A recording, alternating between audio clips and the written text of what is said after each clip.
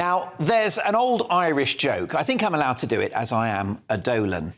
A man is lost and asks an Irishman called Paddy for directions.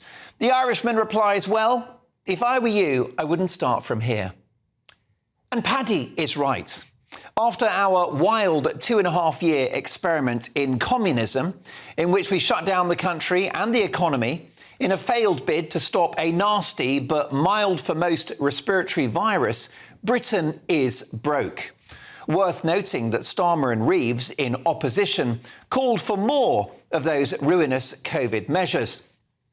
So yes, this government has inherited a Tory mess, but in some ways they co-own this nightmare as well.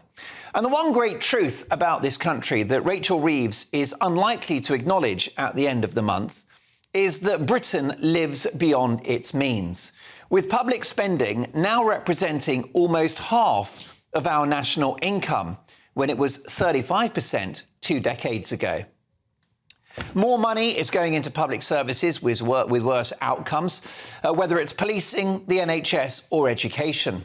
So the right approach would be a drastic reduction in the size of the state, wage restraint and unprecedented spending cuts, perhaps upwards of £35 billion.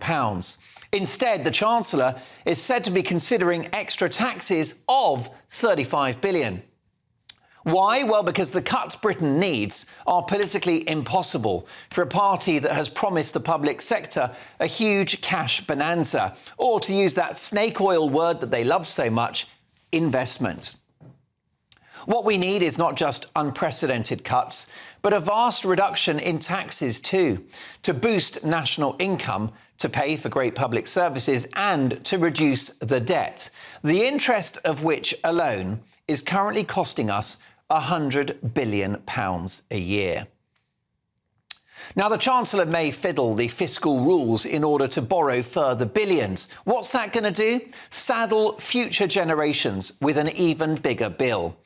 And whilst they promised that taxes on working Brits would not go up, a predicted £12 billion hike in national insurance contributions from businesses is exactly that. The very impressive Tina McKenzie from the Federation of Small Businesses said hiking small firms' tax is a recipe for cuts to pay, hours and jobs. Meanwhile, the Institute for Fiscal Studies says raising employer national insurance contributions is effectively a tax on the earnings of working people. A feared £5 billion hike in fuel duty is another tax rise on working people. Ask anyone with a van or folk who have to drive to work or take their kids to school. And it will hurt small businesses in particular, who are already struggling. 600,000 firms are currently said to be on the verge of collapse. The Adam Smith Institute now fear that the tax rate on the non-DOMs, disgracefully introduced by the Tories, may cost the country £6.5 billion over the next decade in lost jobs, growth and investment, rather than raising anything. And a record 10,000 millionaires are expected to leave the country this year alone. How rich people with all their spending power leaving Britain helps the poor is anyone's guess. And so much for Rachel Reeves' imaginary £22 billion black hole, which is proving as elusive as the Loch Ness Monster. It was fishy from the start. First of all, we know that contested figure could be almost halved if she hadn't forked out £9 billion for inflation-busting pay rises for the likes of junior doctors and train drivers. And now there's talk of boosting spending by a further £40 billion altogether. Now, some of that will be for infrastructure, and that is a good thing. But billions will be there to fund Ed Miliband's wild net zero experiment, which involves betting the house on flaky renewables. Not to mention a cash splurge on an already failing and bloated public sector. Now, there have been times when we have needed a Labour government. But with the country crying out for low taxes, fiscal restraint and business-led growth, now is not one of them. I don't know about you, but I am dreading the October Halloween budget. It will be tricks and treats and an utter horror show.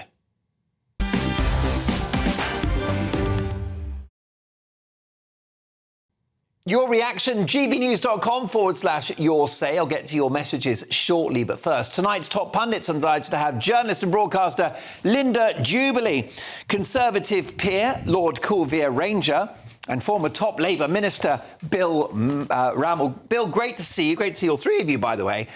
Bill, are you worried about this Halloween budget?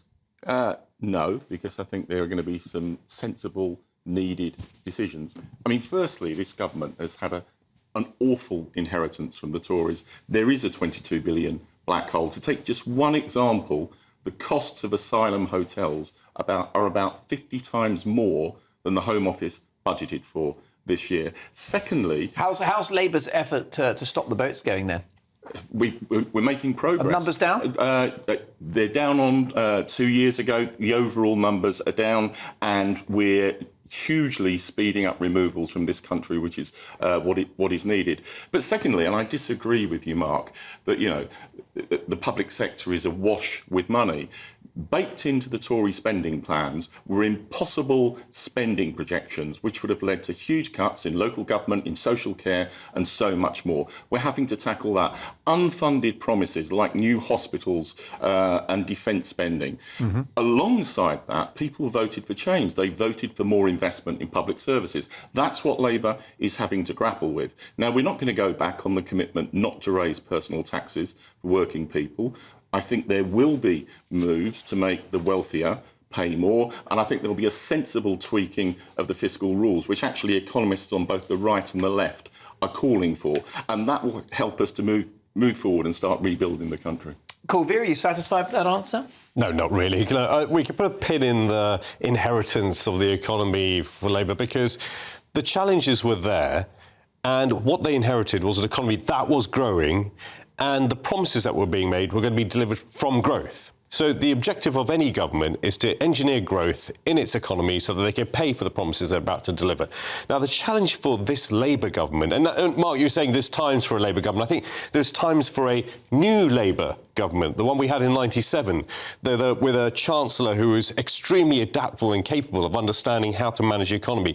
I don't think that was what the Tories said at the time. Well, actually, yes, but the Tories weren't in any fit state at that point to deal with it. Now. But the point now is that we have to have a government that looks at how does it continue to be sensible with engineering growth and rejigging, as people have said, fiscal rules that I don't think are being welcomed by economists from either sides. Because if the OECD, if the OBR all look at this and say, right, we're going to look at investment, government spending as investment and take that off the balance sheet, the bond markets aren't going to react well to that. They're going to quickly see through it. And the cost of this government and this country's borrowing is going to go up. And our debt levels are going to go up. And the cost to us to pay for this debt is going to go up. So there is no magic bullet in that route. Can the Chancellor justify any more borrowing or any more spending, Linda?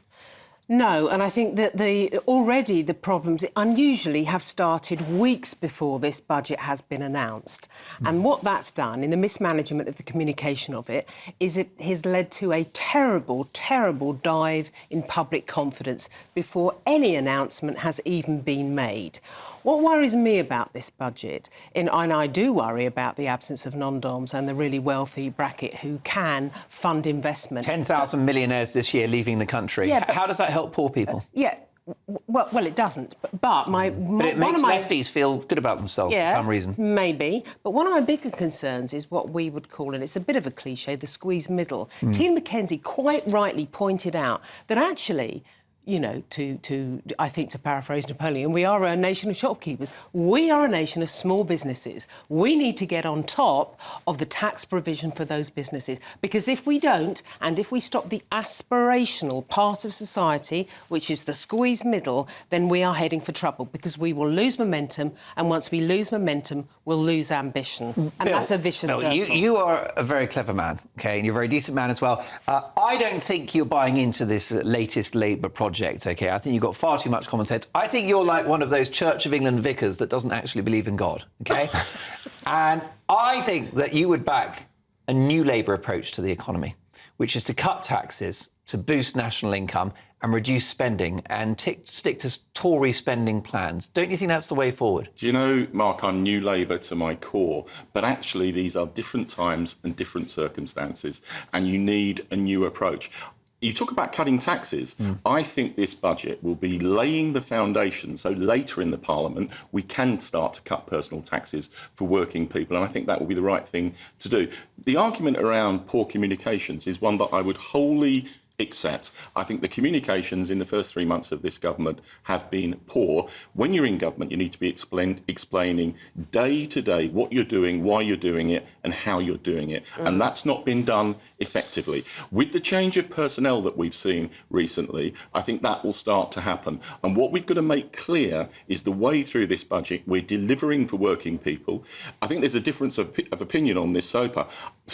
I actually think the vast majority of people do want more investment in public services, and that's in part why Labour was elected, and we've got to deliver on. I think I agree with Bill that this budget will show a direction of travel for this government, but it will show the public that what a Labour government that they haven't had since the mid-70s does when it comes to the economy. And that's what people are going to understand from this budget. OK, well, look, folks, do you feel lied to by this Labour government? We were told that taxes wouldn't go up, certainly on ordinary working people, but many would argue that national insurance contributions from businesses will ultimately cost jobs and pay rises. Let me know your thoughts. gbnews.com/your say.